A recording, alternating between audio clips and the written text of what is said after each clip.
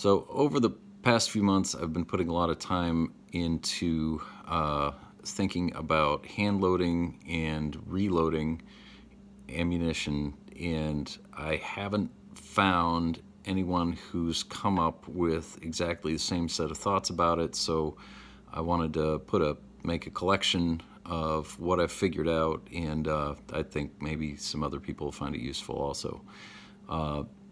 Number one is the distinction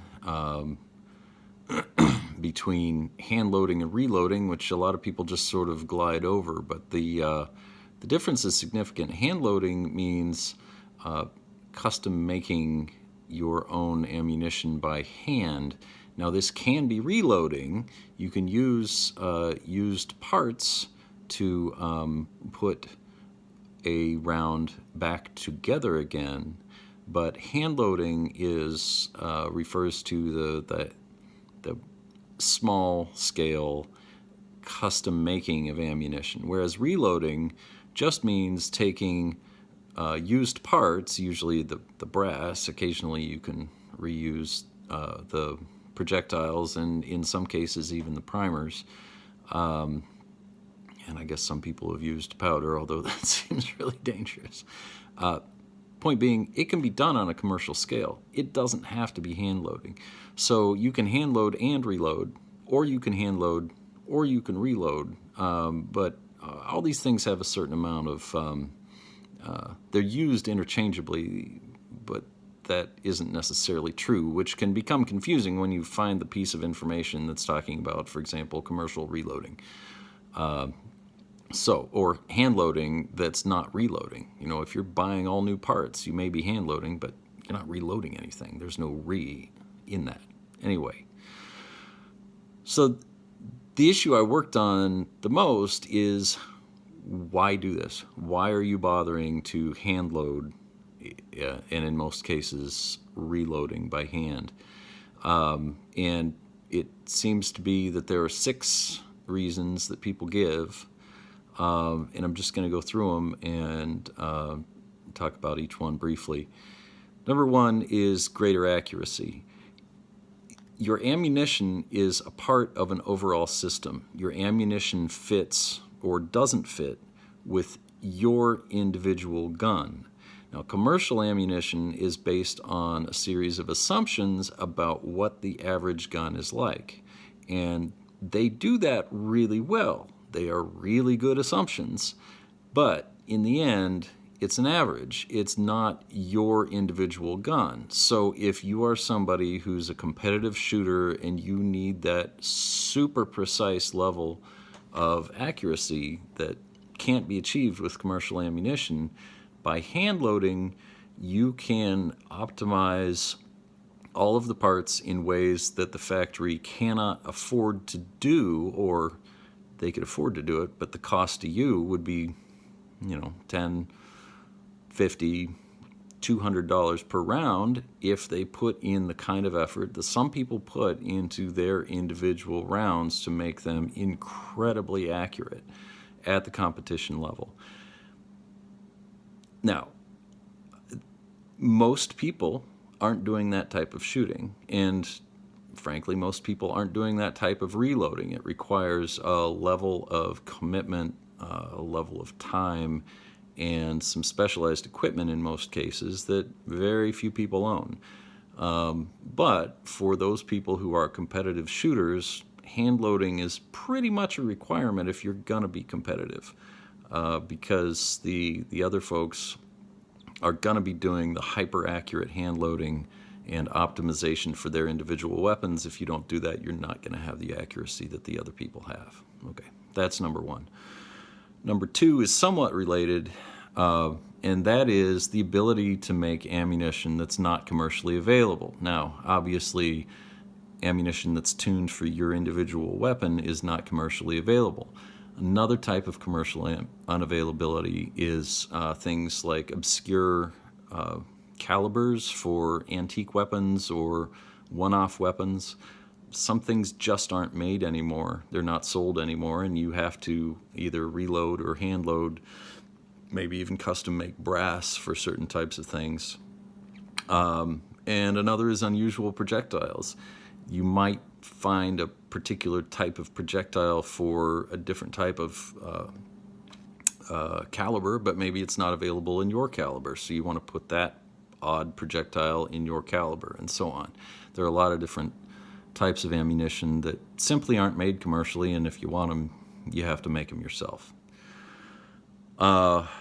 Third reason is to broaden or deepen your knowledge of how the gun works.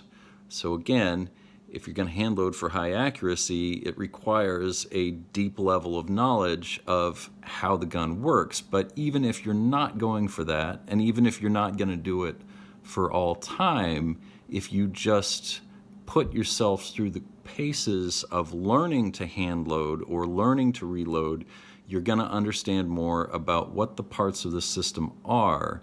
And so doing it for a while puts you as a shooter in a better position to have the knowledge to know, for example, maybe what's going wrong with your shooting when something goes wrong, so you can either fix it by hand loading or maybe by buying your ammunition somewhere else.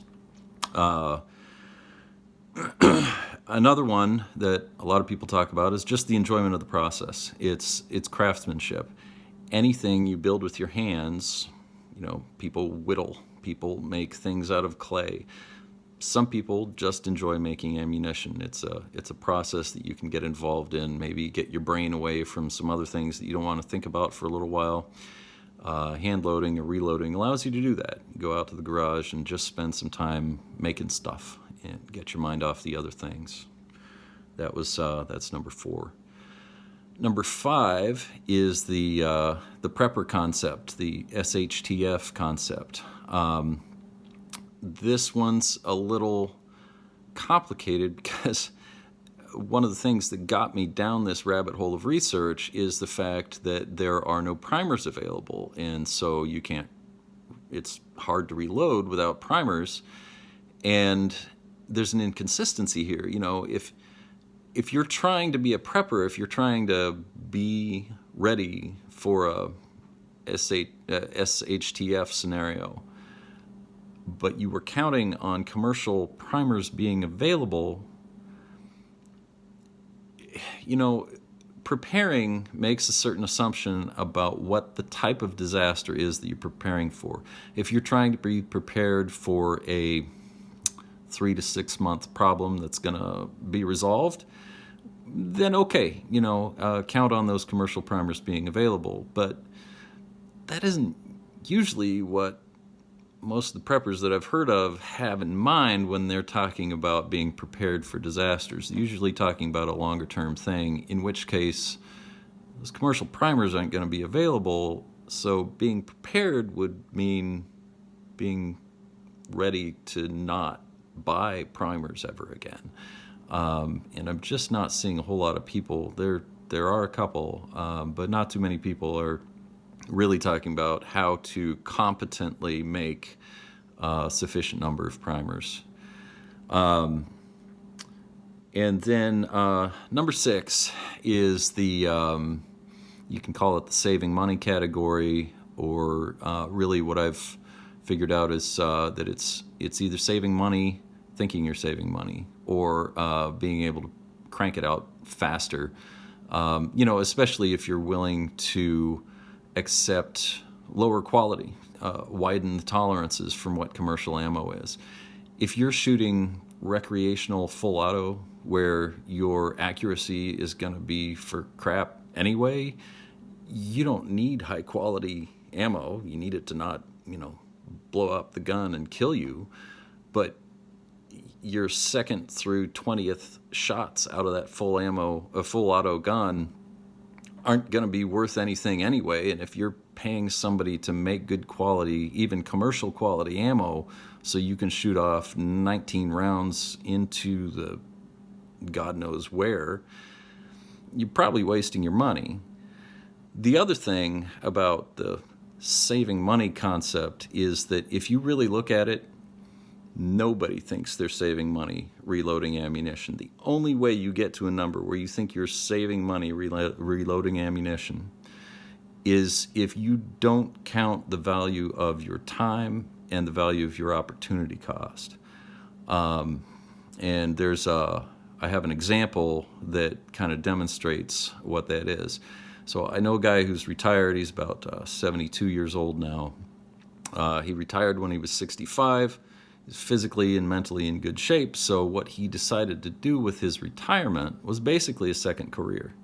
He bought himself a Ford F-250, a heavy-duty trailer, and a stump grinder.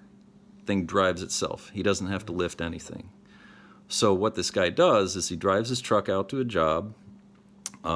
He drives the stump grinder off the trailer, grinds the stump, drives the stump grinder back on. Point being, this guy can do this job. I've met people who are 90 years old who could do the job that he's doing. If you're going to spend money and time on physical labor, then you can make a lot of money. And it's really, really hard to make that kind of money making ammo in your garage. You are way better off in every case I'm aware of. You're way better off to just make the money doing a regular job of some nature than to try to be out there cranking that handle or even running your Mark 7. By the time you invest all of that money and all of that opportunity cost in making ammo, you probably would have made more money doing something else and just buying the ammo off the shelf. So anyway, that is a summary of why people hand load or reload that I haven't been able to find anywhere else. So hopefully somebody else finds this useful.